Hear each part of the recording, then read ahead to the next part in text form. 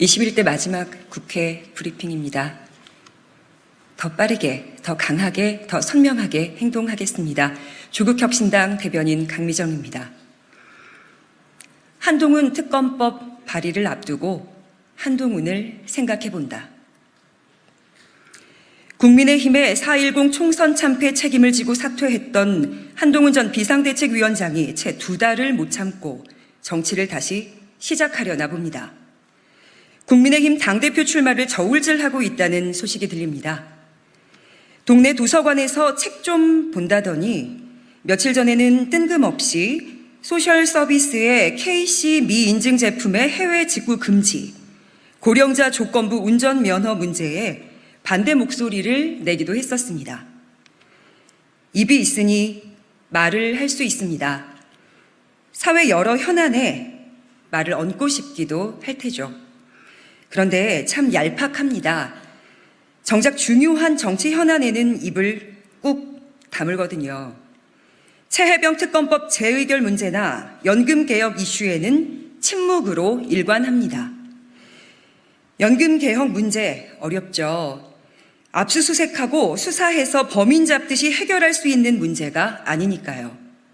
그런데 한 전 위원장이 좀 알만한 최혜병 특검법에 대해 한마디도 없는 건 왜일까요?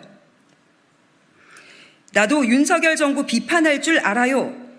이 정도는 보여주고 싶은데 윤석열 대통령과 각을 세우고 맞서기는 두렵기 때문일까요?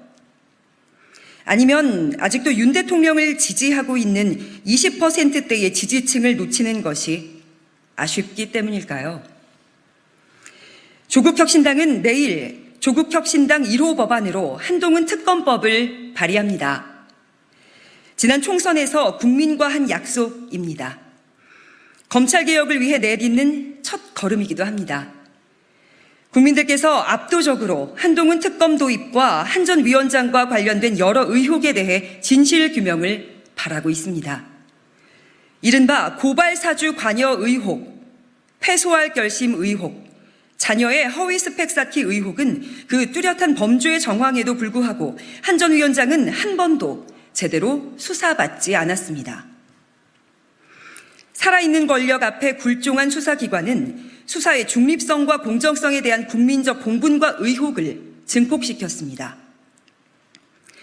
국민들께서는 한 전 위원장과 그 가족들도 평범한 사람들과 동등하게 그리고 공정하게 수사받기를 원합니다. 이게 상식적인 요구겠죠. 하늘의 그물은 성기지만 결코 큰 죄를 지은 사람은 놓치는 법이 없습니다. 한동훈 전 비대위원장은 결국 특검의 엄정한 수사를 받게 될 겁니다.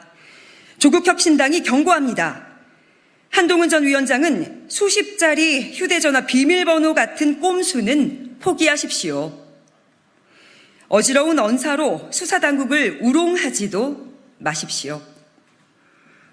검사답게 당당하게 수사에 임하길 바랍니다.